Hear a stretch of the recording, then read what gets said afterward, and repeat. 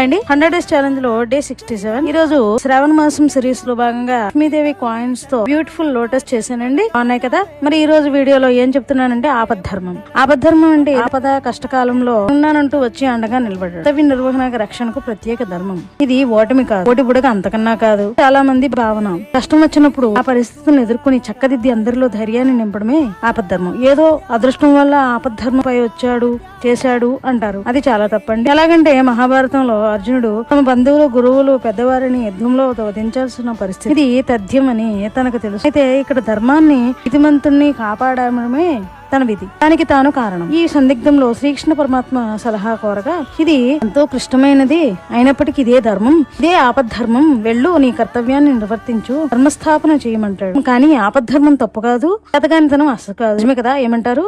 మరి ఈ డిజైన్ పై మీకు 24% డిస్కౌంట్ అండి. వరలక్ష్మి వ్రతం రోజు 25% డిస్కౌంట్